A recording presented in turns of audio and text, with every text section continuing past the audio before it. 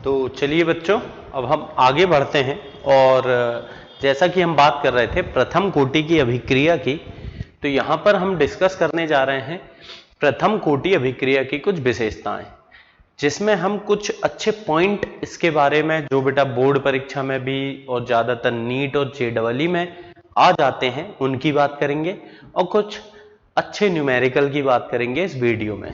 तो चलिए देखते हैं प्रथम कोटि अभिक्रिया की विशेषताएं।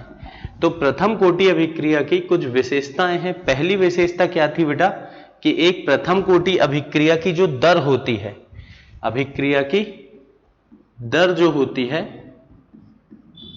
अभिक्रिया की दर ये बच्चों क्या होगी, समानुपाती होगी अभिकारक की सांद्रता के। तो ये बात शुरू से हम करते आ रहे हैं कि एक प्रथम कोटि अभिक्रिया में अभिक्रिया की दर अभिकारक की सांद्रता के समानुपाती होती है। फिर इसके बाद इसका हमने क्या देखा, समाकलित दर समीकरण, समाकलित दर समीकरण। तो इसका समाकलित दर समीकरण हमारे पास आया था k बराबर 2.303 बटे टी लॉग A0 बटे AT। यहां पर k क्या था, दर स्थिरांक, t था समय, A0 था अभिकारक की प्रारंभिक सांद्रता और AT था t समय पश्चात अभिकारक की सांद्रता। फिर समाकलित दर समीकरण के बाद इसका हमने देखा था अर्धायु काल, है ना। तो अर्धायु काल क्या निकल कर के आया था हमारे पास, टी हाफ बराबर 0.693 बटे के। ये आया था इसका क्या, अर्धायु काल। अब इस अर्धायु काल के सूत्र को अगर आप ध्यान से देखें तो आपको पता चल रहा होगा कि अर्धायु काल के सूत्र में कहीं भी बेटा A0 नहीं है, मतलब कि उसकी अभिकारक की प्रारंभिक सांद्रता नहीं है।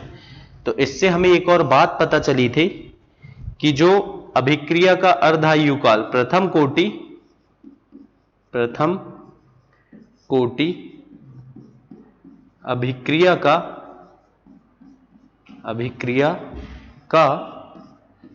अर्धायु काल अभिकारक की प्रारंभिक सांद्रता पर निर्भर नहीं करता है, या सीधे भी बोल सकते हैं कि अभिकारक की सांद्रता पर निर्भर नहीं करता है, प्रारंभिक सांद्रता पर निर्भर नहीं करता है। इस बात से हम क्या समझते हैं वो भी हम देखेंगे। इस बात से हमें यह शिक्षा प्राप्त होती है कि अभिकारक चाहे मैं कितना ज्यादा लूं या कितना भी कम लूं, इस अभिक्रिया को होने में लगने वाला समय अभिकारक की प्रारंभिक सांद्रता पर निर्भर नहीं करेगा। मतलब बेटा अभिकारक मैंने बहुत ज्यादा भी लिया या बहुत कम लिया, अभिक्रिया के होने में लगने वाला समय उसकी मात्रा पर निर्भर नहीं करेगा, है ना। फिर इस बात को एक और तरीके से हम लिख सकते हैं कि अभिक्रिया के किसी प्रभाज को संपन्न होने में लगा समय, अभिक्रिया के किसी प्रभाज को, अभिक्रिया के किसी प्रभाज को संपन्न होने में लगने वाला समय, संपन्न होने में लगने वाला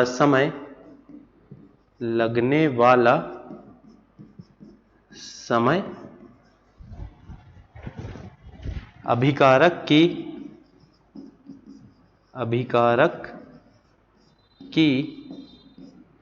प्रारंभिक सांद्रता पर निर्भर नहीं करता है, प्रारंभिक सांद्रता पर निर्भर नहीं करता है। देखिए इसका मतलब भी अपन समझते हैं ये क्या कहना चाह रहा है। ये कहना चाह रहा है कि जैसे बेटा 50% अभिक्रिया पूर्ण करानी है तो 50% अभिक्रिया के पूर्ण होने में लगने वाला समय अभिकारक की प्रारंभिक सांद्रता पर निर्भर नहीं करेगा। मतलब सांद्रता कितनी कम है या कितनी ज्यादा है उस पर बेटा निर्भर ही नहीं करेगा कि अभिक्रिया कितने समय में 50% होगी या 75% होगी, यह समय बिल्कुल इस पर निर्भर नहीं करेगा। चलिए अब अर्धायु काल के बारे में बेटा थोड़ी सी कुछ और बातें और करते हैं। देखिए जैसे अपनी एक शून्य कोटि की अभिक्रिया थी, पहले अर्धायु काल में 50% होती थी और दूसरे अर्धायु काल में बाकी का 50% होती थी, यानी कि 2 अर्धायु काल में अभिक्रिया पूर्ण हो जाती थी। लेकिन एक प्रथम कोटि की अभिक्रिया में ऐसा नहीं है। प्रथम कोटि की अभिक्रिया पहले अर्धायु काल में 50% होगी, फिर दूसरे अर्धायु काल में जो बचा हुआ है उसका 50% होगी, तीसरे अर्धायु काल में जो बचा हुआ है उसका 50% होगी। मतलब बेटा पहले अर्धायु काल में प्रथम कोटि की अभिक्रिया 50% हुई और बची कितनी बच्चों? 50% बची। अब दूसरे अर्धायु काल में जो 50 बची उसका आधा मतलब बेटा 25% होगी। तो मैं कह सकता हूं कि दूसरे अर्धायु काल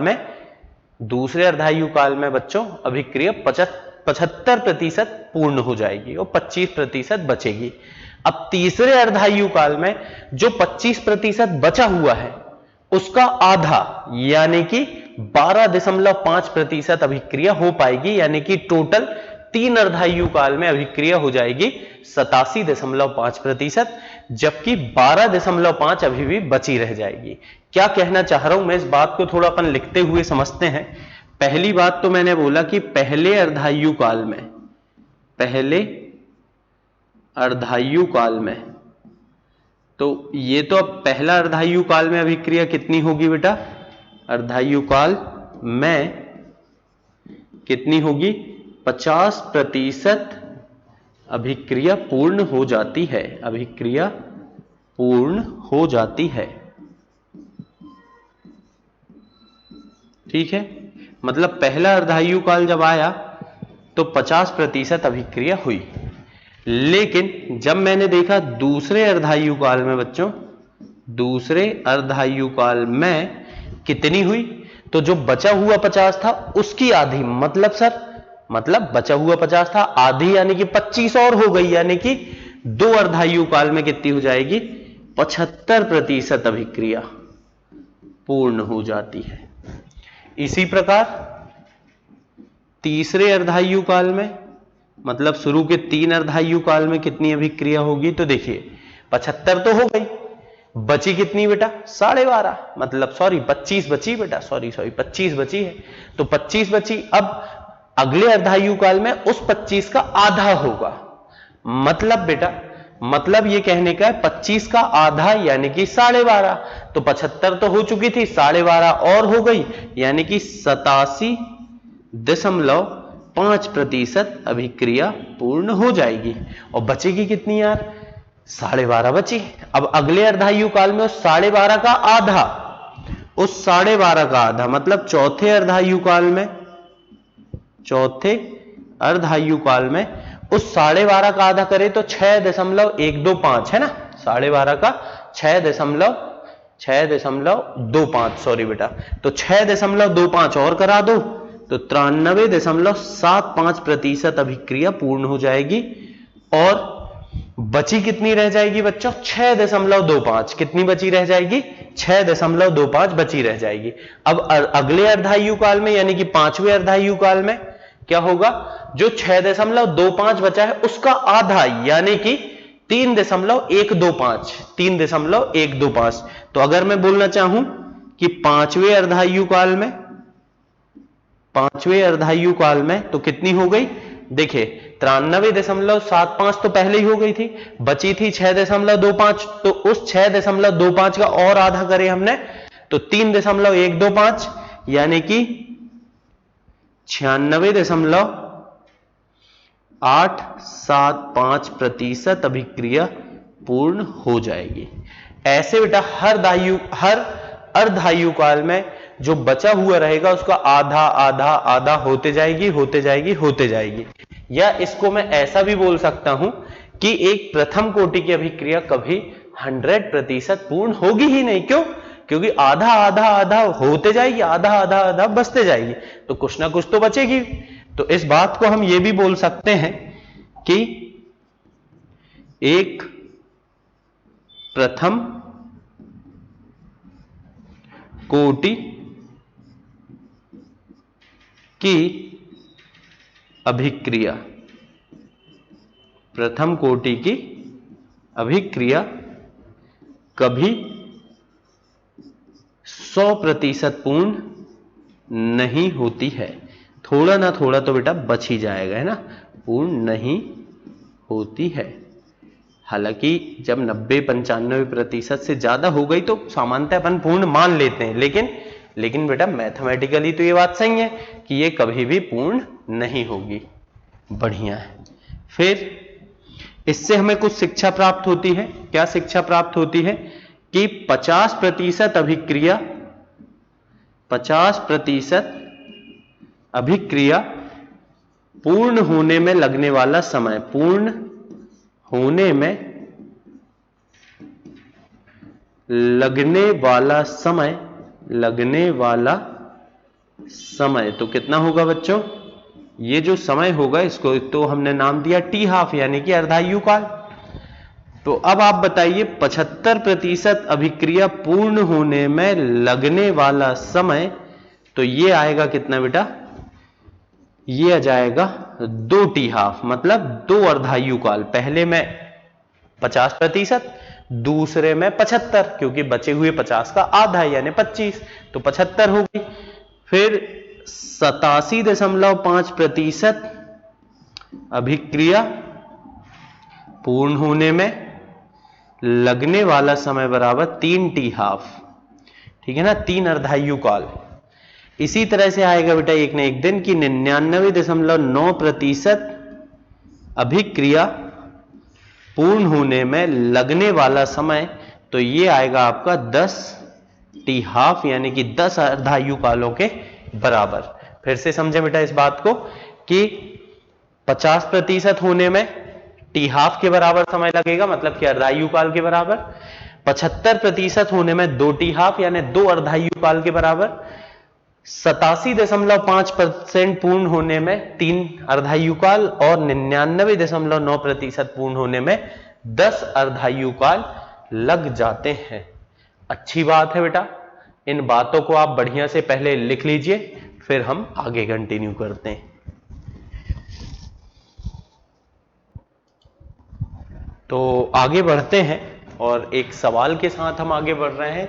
सवाल है आपके सामने, सिद्ध कीजिए किसी प्रथम कोटि अभिक्रिया के 99.9% पूर्ण होने में लगने वाला समय अर्धायु काल का 10 गुना होता है। मतलब जो बात अभी हमने की उसको बेटा प्रश्न के रूप में अब हम हल करेंगे, और इस प्रकार के प्रश्न आपकी बोर्ड परीक्षा में बिल्कुल पूछे जाते हैं, इसीलिए ध्यान से समझें। हमें क्या करना है, अर्धायु काल मतलब हमें सिद्ध क्या करना है, ध्यान समझना बेटा, कि टी 99.9% मतलब 99.9% अभिक्रिया पूर्ण होने में लगने वाला समय कितना होता है बच्चों? अर्धायु काल का 10 गुना, यानी 10 गुना होगा किसका? अर्धायु काल का। ये हमें क्या करना है बेटा? सिद्ध करना है। ठीक है, ये हमारा टारगेट है। तो सबसे पहले इसके लिए हम क्या करेंगे, हम करेंगे बेटा कि हमारे पास इसका समाकलित दर समीकरण है किसका? प्रथम कोटि अभिक्रिया का के बराबर 2.303 बटे टी लॉग A0 बटे AT। इसका उपयोग करते हुए हम आगे बढ़ेंगे, ठीक है ना। इसका उपयोग हम करेंगे यहां पर। सबसे पहले अभिक्रिया ऐसे समझे बेटा, A से बन रहा है उत्पाद P, ये कोई अभिक्रिया। कितनी अभिक्रिया कराना है? 99.9%। तो शुरू में जो प्रारंभिक अभिकारक है वो हमेशा आप 100 लेंगे, उत्पाद कितना लेंगे बेटा? 0। इस तरह के सवालों में प्रतिशत में बात हो रही है, इसलिए प्रारंभिक अभिकारक हमेशा आप 100 लेंगे। अभिकारक की प्रारंभिक सांद्रता जिसको बेटा हम A0 लिखा करते थे, उसे हमने मान लिया 100। फिर अभिकारक कितनी अभिक्रिया पूर्ण हो गई बेटा? 99.9%। मतलब कितनी बची? 0.1% तो बच गई। मतलब 80 की जगह में क्या लिखेंगे हम? 0.1। समझे आप? देखिए, प्रारंभिक सांद्रता 100 लिए हमने। क्यों लिए? प्रतिशत में बात हो रही, 100 लेंगे तो कैलकुलेशन आसान हो जाएगी। तो A0 की जगह तो मैंने 100 ले लिया और 80 की जगह में 0.1 हमने रख दिया है ना। क्यों रख दिया? 99.9 पूरी हो गई। मतलब उत्पाद कितना बन गया? 99.9। तो बचा कितना? 0.1। इन मानों का यहां पर हम उपयोग करेंगे। 2.303 बटे टी। एक काम करते हैं, हम टी को उठा के यहां ले आते हैं, टी को यहां ले आते हैं और के को यहां कर देते हैं। ठीक है। और ये कितना, कौन सा समय है? ये है 99.9% पूर्ण होने में लगने वाला समय। तो 99.9%। लॉग A0 की जगह हमने रखा 100 और 80 की जगह रखा 0.1। ठीक है ना। अब साधारण सी गणित है और गणित आपका फेवरेट सब्जेक्ट है, तो इसीलिए आपसे बन जाना चाहिए। टी 99.9% बराबर 2.303 बटे के। और लॉग, देखिए यहां से पॉइंट हटाए, एक जीरो ऊपर जाएगा, 1000 बन जाएगा और 1000 को मैं लिख सकता हूं 10 की घात 3। 1000 को क्या लिखा हमने? 10 की घात 3। तो ये हो जाएगा टी 99.9% बराबर 2.303 बटे के। अब लॉग में क्या होता है? घात आ जाती है सामने, तो ये घात 3 आ जाएगी कहां? सामने। और लॉग के बाद क्या बचेगा? 10। और लॉग 10 का मान तो आपको पता ही होगा, 1 होता है। तो ये हो जाएगा टी 99.9% बराबर 2.303 बटे के गुणित 3। और लॉग 10 हो गया 1, तो 3 गुणित 1 3 ही हो गया। ये आ गया मेरे पास। अब मैं इसका गुणा ना करूं, हो सकता है आगे चल करके कुछ चीजें कैंसिल हो जाए। तो ये आया मेरे पास क्या? ये आया समीकरण नंबर 1। ठीक है, ये आ गया समीकरण नंबर 1। जबकि अर्धायु काल का सूत्र क्या था? अर्धायु काल था 0.693 बटे के। अब देखिए, ऐसे सवालों को करने के लिए अर्धायु काल का ये सूत्र तो बढ़िया है, लेकिन मैं चाहता हूं अगर आप इससे अच्छा सूत्र रखें ताकि आपकी कैलकुलेशन फटाफट हो जाए, गणित में ना उलझें आप, तो आप एक और सूत्र याद रख सकते हैं। ये 0.693 कहां से आया था? आपको याद होगा, ये आया था 2.303 गुणित log 2 था यहां पर बटे के। ये इस तरह से हमने निकाला था। तो ये है हमारे पास क्या? समीकरण नंबर 2। अब यहां पर समीकरण 1 और 2 को क्या करते हैं अपन? भाग दे दें तो अपना उत्तर आ जाएगा। टी 99.9% बटे टी हाफ बराबर 2.303 गुणित 3 बटे के। देखिए ये बटे ये कर रहा हूं मैं, बटे 2.303 गुणित log 2 बटे के। तो देखिए ऐसा क्यों किया, अब आप समझ गए होंगे। ये दोनों चीजें तो हो गई कैंसिल। तो क्योंकि हमारा इससे कैलकुलेशन में बहुत सारा फायदा हो रहा है, इसलिए ये वाला भी आप सूत्र याद करें। हालांकि ऐसा नहीं कि उससे नहीं आता उत्तर, लेकिन आप कैलकुलेशन फालतू उलझ जाते और अपन चाहते हैं कि आसान तरीके से हो जाए, कहीं आपसे कोई छोटी मोटी गलती ना हो पाए। तो इस तरीके में क्या है, कैंसिल हो जाएंगी ज्यादातर चीजें, तो आपका काम वैसे ही आसान हो जाएगा। ऊपर बचा 3 और नीचे बचा log 2। अब log 2 तो बेटा होता है कितना? log 2 होता है 0.3। कितना होता है? 0.3। तो अब इसे हम कैंसिल करेंगे, 3 एकम 3, 0.1 और दशमलव हटाएंगे अपन, ऊपर जाएगा 1 0, तो 10 हो जाएगा, है ना। तो इस तरह से हमारे पास क्या आ गया? हमारे पास जो आया है वो क्या है? टी 99.9% बटे टी हाफ बराबर 10। या इसको हम कैसे लिख सकते हैं? टी हाफ को वहां ले जा लें, यानी कि टी 99.9% बराबर 10 गुणित टी हाफ। तो इस प्रकार से ये सवाल अगर बोर्ड परीक्षा में आ जाता है तो आपको ऐसी कैलकुलेशन मतलब इतना सॉल्व करते बनना चाहिए। तो ये आप लोग बढ़िया से इसको कर लीजिए नोट। फिर एक और सवाल हम करते हैं आगे। फिर चलिए आगे बढ़ते हैं। एक और सवाल है हमारे पास, और इस प्रकार के सवाल बोर्ड परीक्षा में पूछे जाते हैं। तो अगर आप चाहते हैं कि न्यूमेरिकल अगर इससे आ जाए तो बन जाए, तो ध्यान से समझिए कैसे करना है। देखिए कभी भी क्या, आप आराम आराम से प्रश्न पढ़ो। न्यूमेरिकल करने का एक ही तरीका है, आराम आराम सवाल को पढ़िए, उससे जो जो मान आपको समझ में आ रहा है उनको अलग से लिखिए, और फिर सोचिए कौन सा सूत्र मैं इसमें लगा सकता हूं। तो देखते हैं बेटा, ये बोल रहा है एक प्रथम कोटि अभिक्रिया 16 मिनट में 20% पूर्ण होती है ना। मतलब 20% अभिक्रिया होने में कितना समय लग रहा है बच्चों? 16 मिनट। ठीक है, तो आपको पूछा जा रहा है कि 80% पूर्ण होने में कितना समय लगेगा। तो बच्चे तो बोल सकते हैं सब 20% हो रही है 16 मिनट में, तो 80% यानी 4 गुनी 16 चौके 64 मिनट में। नहीं नहीं नहीं बेटा, ऐसे अपने को नहीं करना है।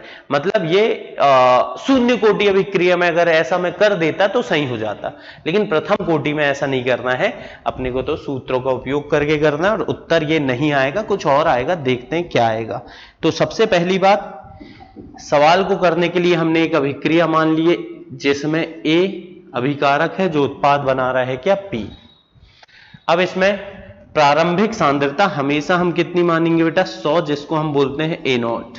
100 क्यों मान रहे हैं? क्योंकि प्रतिशत में काम हो रहा है, तो इसलिए 100 मान रहे हैं।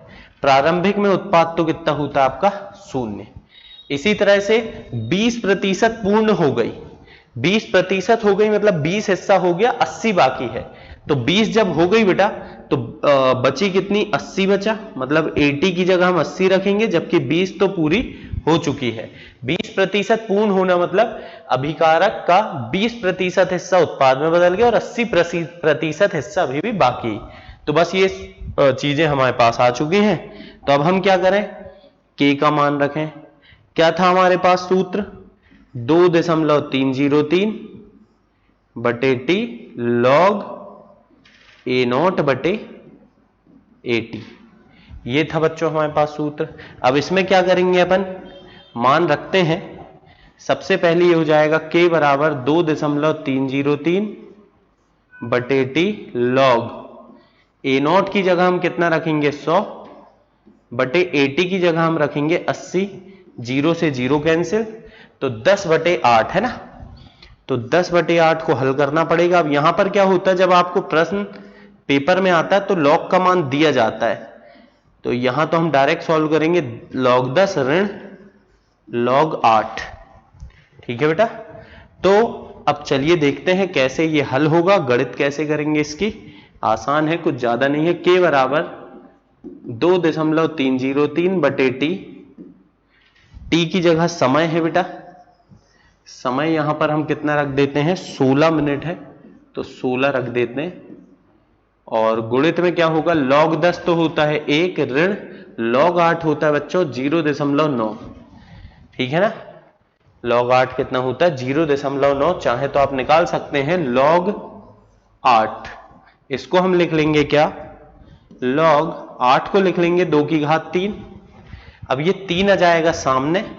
log 2 मैंने आपको याद कराया था बेटा 0.3, तो ये गुणा करने में जाएगा 0.9। अब K बराबर क्या आ गया? 2.303 बटे 16 गुणित 0.1।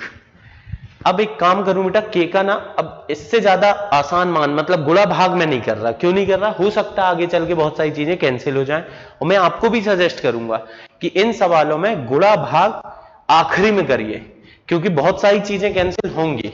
अब दोबारा सवाल क्या कह रहा है, वापस आते हैं सवाल में। सवाल हमसे कह रहा है बच्चों कि अभिक्रिया को 80% पूर्ण होने में लगने वाला समय निकालना है। क्या निकालना है अपने को? कि उसी अभिक्रिया जो 20% 16 मिनट में हुई थी, तो हमको बताना है बच्चों कि 80% कितने समय में होगी, है ना। तो चलिए देखते हैं 80% होने में लगने वाला समय।